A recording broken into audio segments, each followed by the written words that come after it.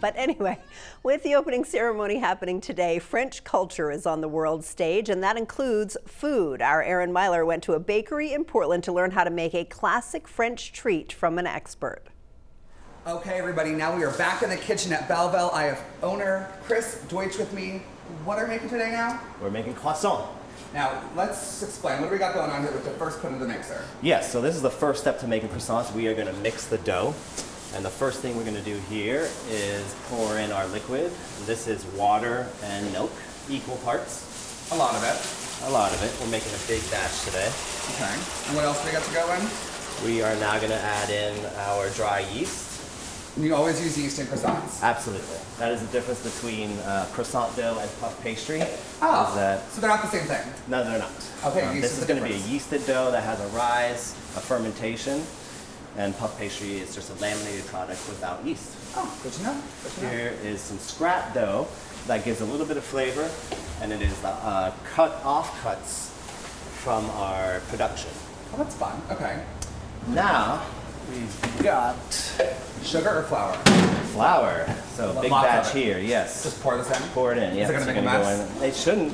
You do it the right way. There you go. Is this the right way? That's perfect. You got it. You're a natural. I was like, I can very much so see just like a puff of flour. Yeah, it's not much fun cleaning flour off the floor, but we try to keep it in the mixer. Like cocoa powder is the other one. Like I've done that before. Really? Yes, I've done that before. Not much fun. Is this just more flour? More flour. So we have two different flours, a high gluten flour and an all-purpose flour. That gives us the texture and rise that we're looking for. Do you eat one of these every morning? I used to, not so much anymore. Kind of overdid a little bit. That is sugar right there. That's some organic cane sugar.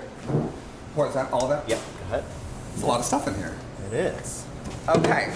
And then finally some kosher salt. Salt. That's a lot of salt, but it's a lot of dough. It is, yes. So it's not really as much as people think it's going to look like. It's not, yes. Okay. Then we just have just a little bit of butter here, just to add a little bit of fat to the dough, and then we'll be adding plenty more butter during the lamination. That's the best part of the croissant. Yes. It's all the butter. Oh yeah, the best part. Yes. Okay. Now I just go ahead and close that up. And we've got it all set here, and all we do is press that green button. And we're off. Oh, we're off to the races. There you go. Okay. Well, coming up next on Myler Makes It, we're going to take this dough and then we're going to start to laminate it all. That's coming up in our next half hour. Okay, we're still here at Belleville. I have owner Chris Deutsch with me, and we are going to take the dough. And what's the next step? We're going to punch this down. So how thin do I want it to be? Just about that size right there. Okay. Pick it up. Pick it up. Going to go pop it right in there, right?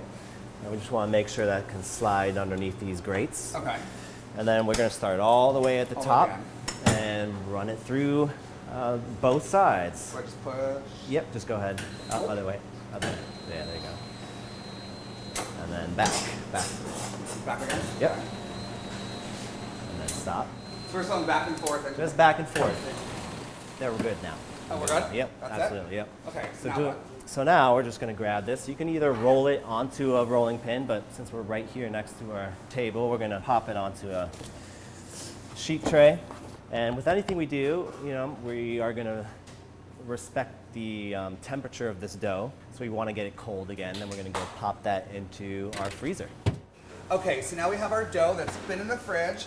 Chris, why is it so important with temperature with the doughs here? We want to make sure that our dough is at a certain temperature, is cool enough so that when we actually lock in and laminate the butter, we're creating those layers, and we're not squishing the butter into the dough, which would be more so like a brioche dough. This is why it gets all this flaky. It's flaky. Exactly. That's where you get the flakiness from. Okay. You said butter. Butter. Butter so we've got our butter again, very malleable. Now we're going to fold this piece of dough over. Okay.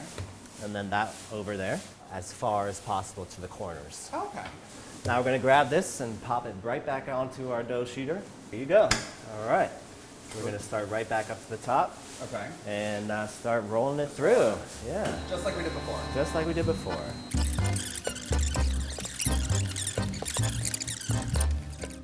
So now we've got our butter all locked in here, and then we're going to start doing our folds. We're working with precision anytime we're working with croissant dough.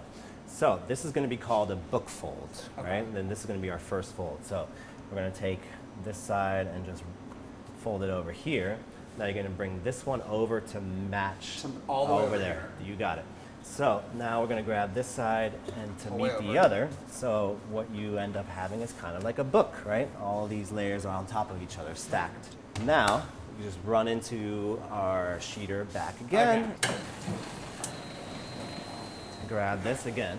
So now we got even thinner and more layers. Yep. So we've done our book fold. How now. many layers do you think we have about now? Probably about 8. 8. Oh, Yeah. I just thought you were gonna say like 100. No. Not that many. Now we're doing a letter fold. Ooh. So books to letters. Books to letters. Now we have a nice little letter right there, and then this is gonna this is basically finished now, right? Okay. But what we don't want to do is put a big, thick piece of dough in the freezer because it's gonna take a long time to get cold. So we're just gonna run this again through here. A lot of back and forth. A lot of back and forth. And you're gonna let's go in that one. Let's go in. How long does it gotta be in here? Close to 2 hours. Okay. I'll see you in 2 hours. You got the drill, everybody. Back to the sheeter. Yeah. So our croissant is gonna be 4 by 11. So we've sheeted out our dough now. Okay, got it all nice and thin. You know, nice and thin. So at this point, we're gonna stack it on top. Oh, So we're gonna trim this like that. there you got the nice. Cut the other way. So now we like a have Pillsbury crescent roll. crescent rolls ready to go. You're like, I really hate this guy. No. There you go. And then this. this to there again. Should I mess that up? That's all right. We'll be fine. All right. And then should we just jump into a little bit of shaping? Yeah, sure. Okay, so we So stretch it at this out. point, we stretch it out, not too hard so that you actually like break it off, but just so it gets a little bit of Like the length. Eiffel Tower. There you go, exactly. And then Mine looks like the Burj Khalifa. you're just gonna roll it up. And we want to make sure that you're rolling evenly, so that you have each side Look how cute that even, and is. so you end up getting either somewhere between 5 to 7 to 9 little bumps. How many croissants would you say you make in a day? Maybe about 300 to 400 a day, and we're in production 7 days a week. How many will this batch that we just made make? Right, so it'll make about between 35 and 40. Wait, so you're making a bajillion of these batches per day? Yes. I don't think you guys realize how long we've been here, and they're doing this a bajillion times a day.